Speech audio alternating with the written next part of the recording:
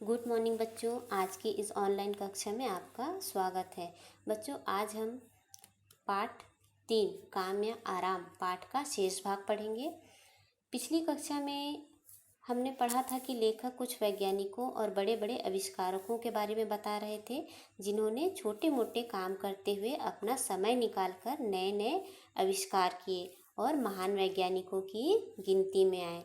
तो हमें भी उन महान वैज्ञानिकों की तरह अपने काम से समय निकालकर कुछ नया करने की सोचना चाहिए। आराम करके अपना समय नष्ट नहीं करना चाहिए, क्योंकि मेहनत करके ही मनुष्य की शक्तियों का विकास होता है, आराम करने से नहीं।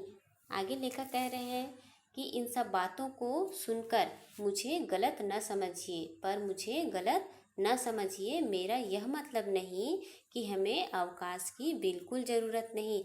लेखक कह रहे हैं कि मेरा यह मतलब नहीं कि हमें छुट्टी की बिल्कुल भी आवश्यकता नहीं है। थोड़ी फुर्सत तो हमारे मन और शरीर को आराम देने के लिए आवश्यक है।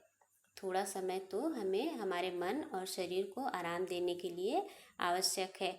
पर आज की दुनिया में काम और श्रम को अभिशाप मानकर अवकाश का अर्थ होता है छुट्टी, अवकाश को वरदान मान लेने का जो रवैया है, मैं उसके खिलाफ अपनी आवाज़ उठाना चाहता हूँ। बाइबिल के अनुसार, बाइबिल ईसाइयों का पवित्र ग्रंथ है, तो उसके अनुसार अपने ललाट के पसीने से, ललाट का अर्थ होता है माथा, तो बाइबिल में लिखा हुआ है कि अपने ललाट के पसीने से रोटी खाना, अपने ललाट मतलब माथे के पसीने से रोटी खाना ईश्वर का इंसान को शाप है। ईश्वर के द्वारा दिया गया इंसान को एक शाप है कि जब तक वह मेहनत नहीं करेगा, अपने शरीर से पसीना नहीं बहाएगा, वह रोटी नहीं खा सकता, उसे भोजन नहीं मिल सकता। पर हम यहाँ पर यह भूल जाते हैं कि ईश्वर का यह शाप जो है, मनुष्य को सबसे बड़ा वरदान मिला है। यह शाप नहीं, यह मनुष्य के लिए सबसे बड़ा वरदान है। कात्राइल एक वैज्ञानिक का नाम है, जो श्रम को ही परमेश्वर का अर्थ होता है ईश्वर, भगवान, श्रम को ही, मेहनत करने को ही ईश्वर की पूजा मानता था। और सच बात तो यह है कि जो लोग अधिक अवकाश की मांग रखते हैं, अधिक छुट्टी की मांग रखते हैं, वे काम से घृणा नहीं करते, काम से नफरत नहीं करते, बल्कि जिस तरह का काम उन्हें आज करना पड़ता है उसमें उन्हें दिलचस्पी ही नहीं है, उस काम में उन्हें रुचि ही नहीं है।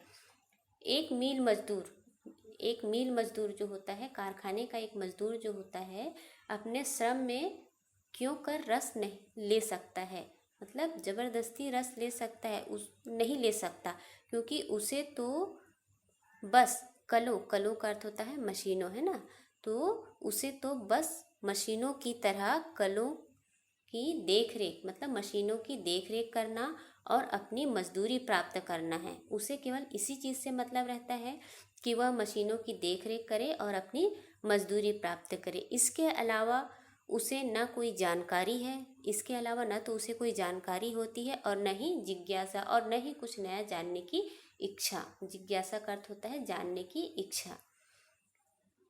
मशीनों की कर्कश आवाज़ से, मशीनों की जो तेज तीखी आवाज़ होती है उससे, गर्मी से और मील की दूषित हवा से, दूषित मतलब गंदी हवा से वह घबरा उठता है। एक मील मजदूर जो है वह मशीनों की कर्कश आवाज़ से, गर्मी से, मील की दूषित हवा से घबरा उठता है, और रोजाना एक सा काम करते रहने के कारण वह व्याकुल हो जाता है, और रोज एक जैसा ही काम करने के कारण वह व्याकुल हो जाता है। उसकी नसें तनने लगती हैं, उसकी दिमाग की जो नसें हैं वो खींचने लगती है, उसका दिमाग चक्कर खाने लगता है, उसका दिमाग जो है वह घूमने लगता है, उसका दिल नीरस होने लगता है, उसका दिल जो है वह बिल्कुल भी किसी काम में नहीं लगता। वह बेचारा आफत का मारा, फिर भी वह मजदूर बेचारा कम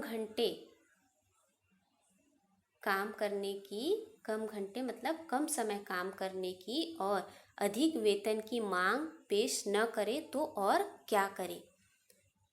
फिर भी वह बेचारा इतना काम करने के बावजूद मशीनों की तेज़ आवाज़ में रहने से उसकी दिमाग की नसें तनने लगती है, उसका दिमाग चक्कर खाने लगता है, उसका किसी काम में मन नहीं लगता। इसलिए वह बेचारा जो है वह कम समय काम करने की और अधिक वेतन पाने की इच्छा रखे, तो इसमें गलत क्या है? बच्चों, इसके आगे का पाठ हम नेक्स्ट वीडियो में पढ़ेंगे।